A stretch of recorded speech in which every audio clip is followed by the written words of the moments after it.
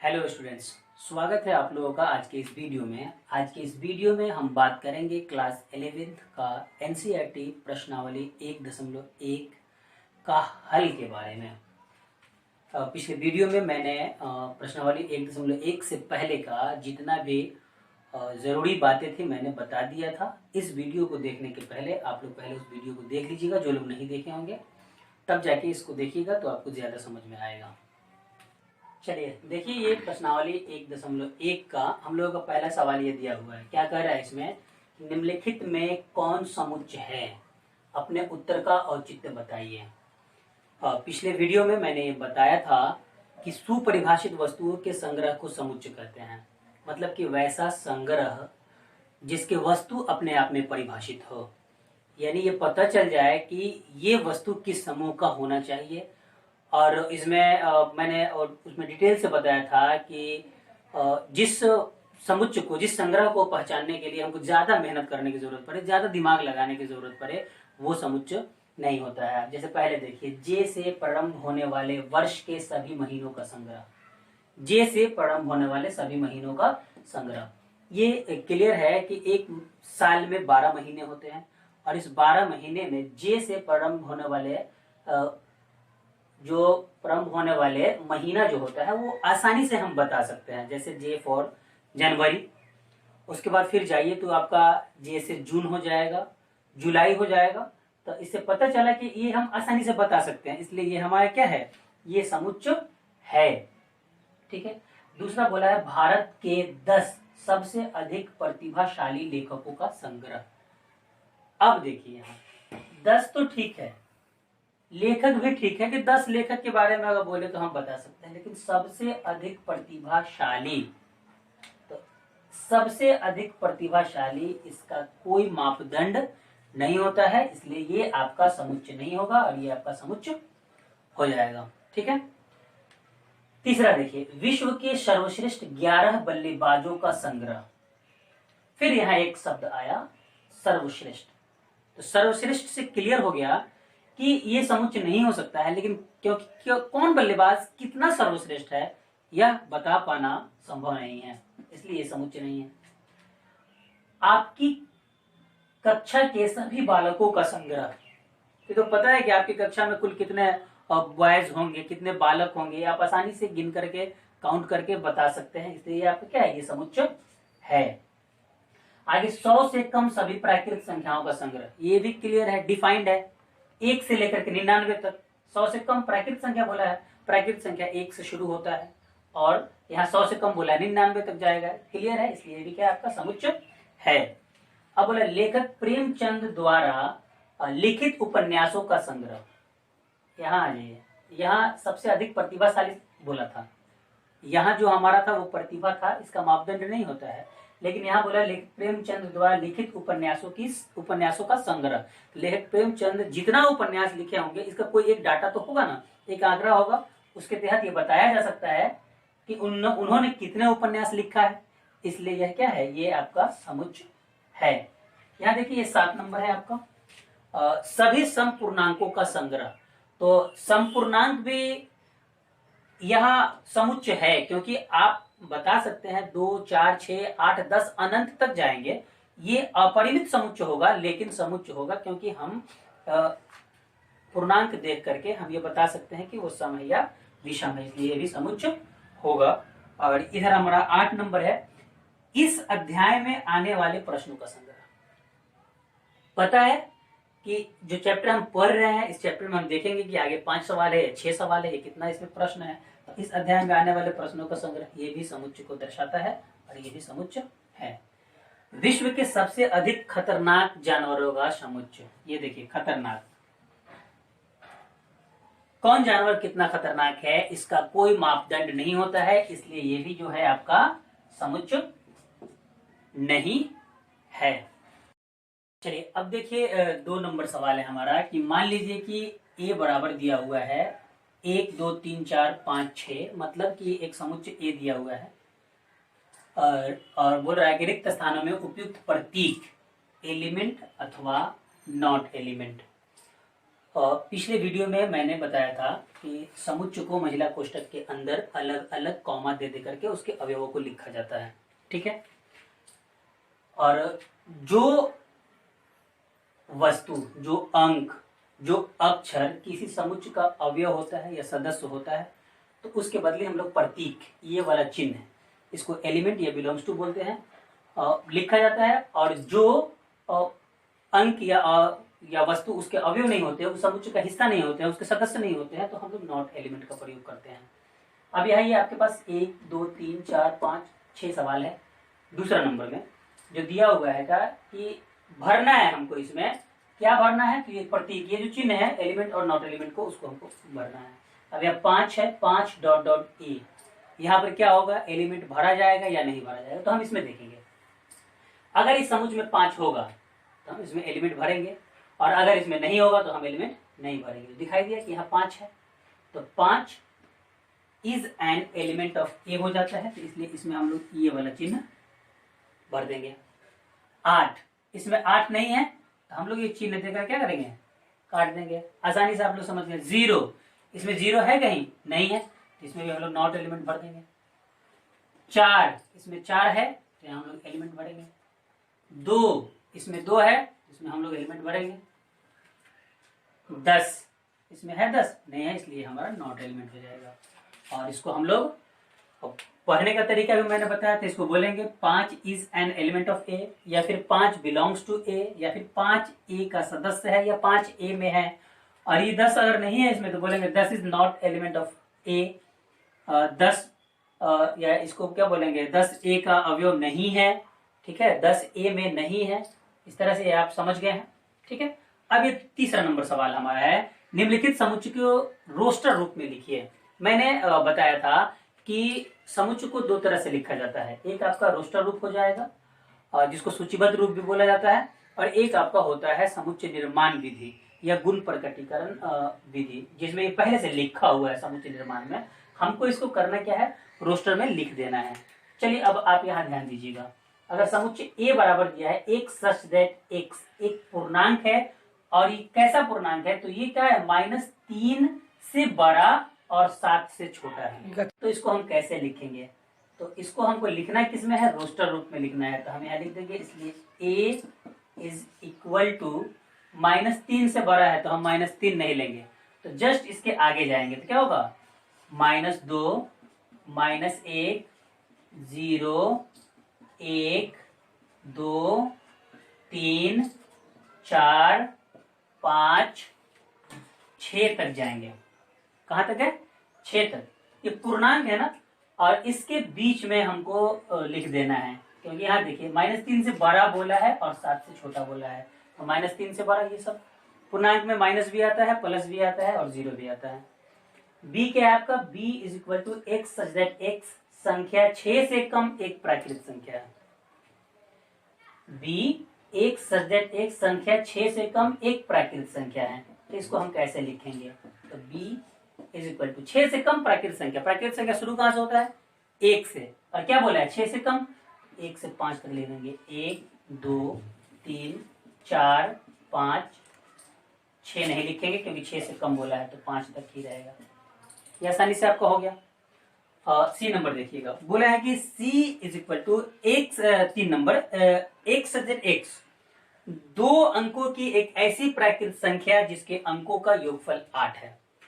ध्यान देने वाली बात क्या है, पहले बोला है 2 अंकों की संख्या, दूसरा बोला है उसके अंकों का योगफल कितना है, 8 है। अब पहले आप बताइए, 2 अंकों की जो संख्या होती है, 2 अंकों की जो संख्या, वो कहां से कहां तक होती है, तो 10 से शुरू होती है और 99 तक होती है 2 अंकों की संख्या। अब उसमें हमको चूज करना है कि ऐसी कौन सी संख्या है जिनके अंकों का योगफल 8 है। चलिए मैं पहला बता रहा हूं, 17, एक साथ 8 हो गया। दूसरा देखिएगा 26, 2 6 8 हो गया। तीसरा 35, 44, 53, उसके बाद 62, 71 और 80, इसके बाद नहीं आएगा। ये सभी के सभी 2 अंक की संख्याएं हैं। और सभी के अंकों का योगफल कितना है 8 है। तो ये जो है आपका समुच्चय निर्माण विधि में लिखा हुआ है, उसको मैंने क्या किया, रोस्टर रूप में या सूचीबद्ध रूप में मैंने लिख दिया है। आगे देखिए 4 नंबर बोला है d बराबर x सज्जन x एक अभाज्य संख्या है जो 60 की भाजक है। चलिए x सज्जन x एक अभाज्य संख्या है जो 60 की भाजक है। अब यहां दो बात फिर आया, अभाज्य और भाजक।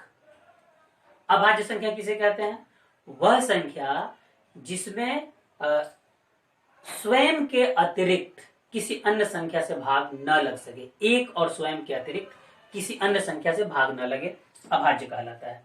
और भाजक किसे कहते हैं, तो ये 60 की भाजक बोला है ना, मतलब 60 में जिस जिस संख्या से भाग लग जाएगा वो सब भाजक कहलाएंगे। 60 में जिन जिन अंकों से, जिन जिन संख्याओं से भाग लग जाएगा वो सब के सब क्या कहलाएंगे, भाजक कहलाएंगे। तो भाजक तो इसमें अब 60 में अगर हम देखेंगे तो 1 से भाग लग जाएगा, 2 से लग जाएगा, 3 से लग जाएगा, 4 से लग जाएगा, 5 से लग जाएगा, 6 से भी लग जाएगा। उसके बाद जाएंगे तो फिर आपका 10 से लगेगा, 12 से लगेगा, 15 से भाग लग जाएगा, 20 से इसमें भाग लग जाएगा, 30 से भाग लग जाएगा, फिर 60 से भाग लगेगा।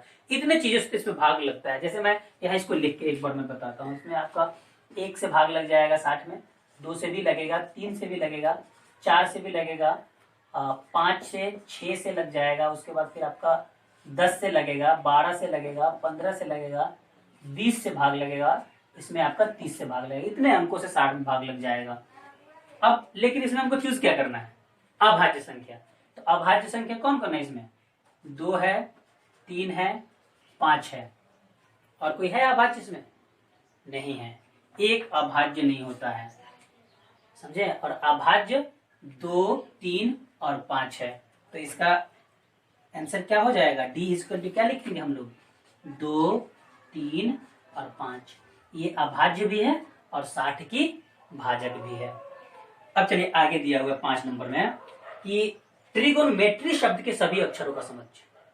ट्रिगोनोमेट्री शब्द के सभी अक्षरों का समुच्चय ई नंबर है। मैंने आपको बताया था, क्या बताया था, कि जब किसी शब्द के अक्षरों को हम समुच्चय में लिखेंगे तो वहां ध्यान देना होता है कि सभी अक्षर को अलग अलग कॉमा दे दे करके लिखते हैं। और एक सबसे इंपॉर्टेंट बात यह होती है कि कोई भी अक्षर एक से अधिक बार नहीं लिखा जाता है, दोबारा उसको हम नहीं लिखेंगे। ट्रिगोनोमेट्री है तो क्या लिखेंगे हम, टी कॉमा आर कॉमा आई कॉमा जी कॉमा ओ कॉमा एन। फिर अभी ओ 2 बार आ जाएगा, फिर हम ओ को नहीं लिखेंगे, एक ही बार लिखा जाता है। एन के बाद क्या लिख देंगे, एम। एम के बाद क्या होगा, ई। फिर यहाँ देखिए टी लिखा जा चुका है पहले, इसलिए टी नहीं लिखा जाएगा। आर भी लिखा जा चुका है, आर भी नहीं लिखेंगे। अब डायरेक्ट क्या आ जाएगा हमारा, वाई। एकदम इजी है, आसानी से इसको लिख दिया गया है। अंतिम हमारा क्या है, एफ नंबर में, बेटर शब्द के सभी अक्षरों का समुच्चय। बेटर शब्द के सभी अक्षरों का समुच्चय। तो बेटर को भी हम ऐसे ही लिखेंगे, एफ इक्वल टू क्या लिख देंगे, B comma E comma T comma R. दोबारा अक्षर को नहीं लिखेंगे। ये समझ में आया, ये हुआ आपका 3 नंबर तक। अब हम देखेंगे अगला सवाल। देखिए ये 4 नंबर सवाल, ये बोला है निम्नलिखित समुच्चय को समुच्चय निर्माण रूप में व्यक्त करें। पहले से रोस्टर रूप में दिया हुआ है, अब इसको करना क्या है, हमें समुच्चय निर्माण रूप में व्यक्त करना है, यानी कि इसके गुणों को दर्शा करके लिखना है। पहला सवाल है 3, 6, 9, 12 दिखाई दे रहा है। देखने से पता चल रहा है कि ये सब 3 का गुणज है। 3 का गुणज है, 3 का पारा पड़ेगा, 3 एकम 3, 3 दूना 6, 3 त्रिक 9, 3 चौका 12। अब इसको समुच्चय निर्माण रूप में कैसे लिखेंगे, तो इसको हम लिख सकते हैं x सच दैट x बराबर 3n लिख सकते हैं, छोटा वाला n, कॉमा जहां n छोटा वाला n बिलोंग्स टू n, बड़ा वाला n का मतलब प्राकृत संख्या है। n क्या है, प्राकृत संख्या है। और देखिएगा a को less than equal to n less than equal to 4। समझ गए, इसको इस रूप में मैंने लिखा। फिर से एक बार समझिए, 3n का मतलब हो गया कि 3 गुने n, और यह जो n है वह बिलोंग्स कर रहा है प्राकृत संख्या से, और ये n का मान क्या है 1 से लेके 4 तक। n की जगह पे 1 रखिएगा तो 3 कम 3, 2 रखिएगा 3 दूना 6, 3 रखिएगा 3 3 का 9, 4 रखिएगा 3 चौका 12। इसको इस तरह से लिखा गया। यह n बिलोंग्स टू n इसलिए लिख दिया गया क्योंकि ये n जो है ना वो प्राकृत संख्या से बिलोंग्स कर रहा है। इस n की जगह पर हम यही 4 चीज लिख सकते हैं, 1 2 3 और 4। सेम वही चीज है जो ये है वही यह है। एक और बात ध्यान दीजिएगा, अगर आप इसको चाहे कुछ दूसरा लिखने के लिए, जैसे लिख सकते हैं कि x सब्जेक्ट x 3 का एक गुणज है जहां n बराबर 4 तक, या 3 का प्रथम 4 गुणज है, ये भी लिख सकते हैं। ठीक है, कोई इससे दिक्कत नहीं होगा। चलिए दूसरा देखते हैं हम लोग। 2 4 8 16 32, इसको थोड़ा सा हम अलग लिखते हैं, उसके बाद हम बताएंगे कैसे होगा। इसको अगर हम 2 लिख देते हैं, 2 का पावर 1 कर देते 2 ही रहेगा।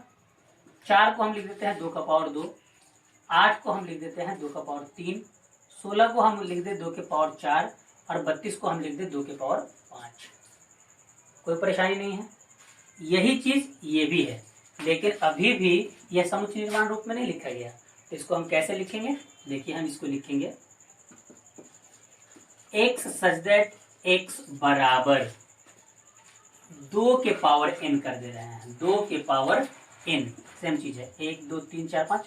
जैसे यहाँ तो यहाँ तो गुणज था ना, तो गुना के रूप में 3 n लिखे थे, और यहाँ क्या है आपका घात है, तो घात के रूप में हम n लिख लिया। ठीक है, अब ये घात के रूप में जब n आ गया तो ये सेम चीज फिर लिख देंगे, जहां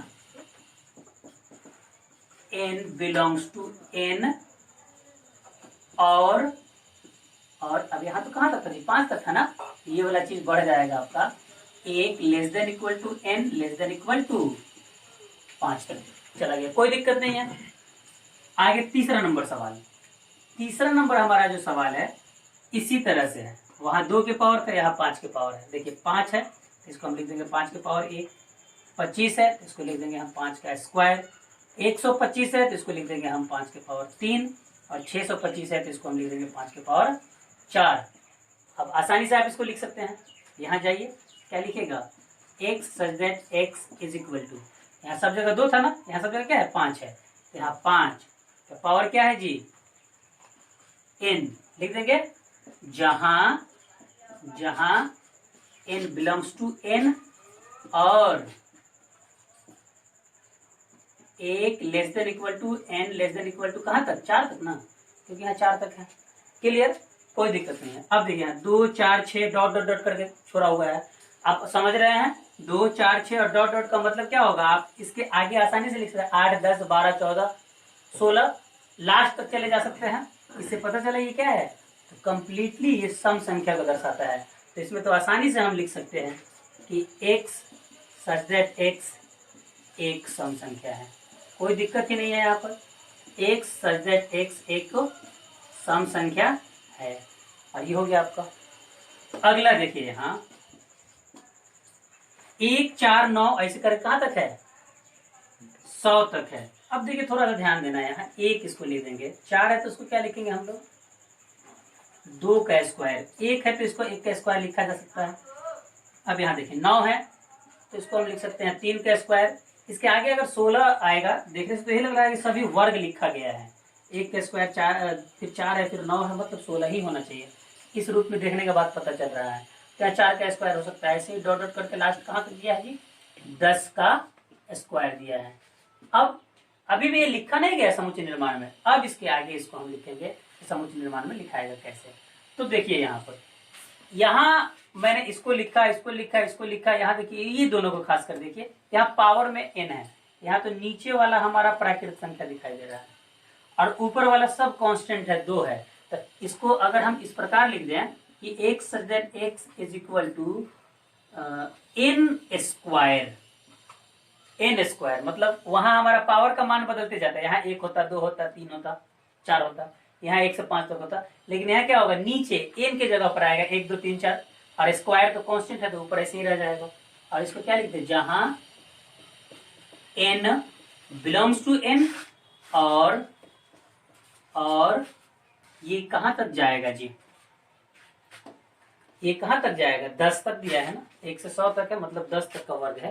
तो यहाँ हम लिखेंगे और 1 less than equal to n less than equal to 10।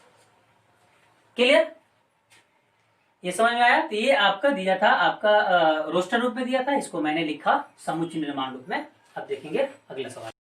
चलिए ये देखिए 5 नंबर सवाल है, कह रहा है कि निम्नलिखित समुच्चय के सभी अवयवों को सूचीबद्ध कीजिए। जैसे 3 नंबर सवाल था, ठीक उसी तरह से आपका 5वां नंबर सवाल है। बोले a बराबर x सच दैट x एक विषम प्राकृत संख्या है। आप आसानी से इसको क्या लिख सकते हैं, a बराबर 1 3 5 7 डॉट डॉट डॉट, कोई शर्त नहीं दिया है कहां से कहां तक विषम संख्या, इसलिए हम इस तरह से लिख करके इसको छोड़ देंगे। यहाँ ये बोला b is equal to x such that x एक पूर्णांक है, और ये बताया क्या कि -1/2 से ज्यादा और 9/2 से कम। अब -1/2 से ज्यादा, पूर्णांक में प्लस भी होता है, माइनस भी होता है, जीरो भी शामिल होता है।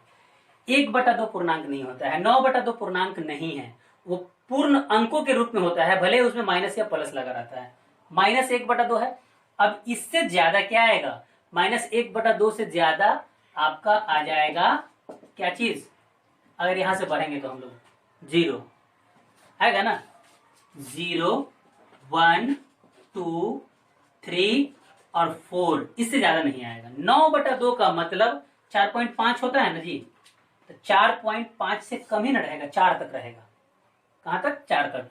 तो ये सब का सब पूर्णांक है। -1/2 से ज्यादा बोला है तो हमको 0 ही लेना पड़ेगा। अगर -1 रहता तो फिर उसके बाद भी 0 ही आता है, लेकिन -1/2 है तो उससे बड़ा और 9/2 से कम, ये सभी के सभी क्या हो गया, पूर्णांक हो गया। अब यहां देखिए सी नंबर में x सच दैट x एक पूर्णांक है और x स्क्वायर का जो मान है वो 4 से कम है। x स्क्वायर का मान हमको 4 से कम है और x स्क्वायर का मान है।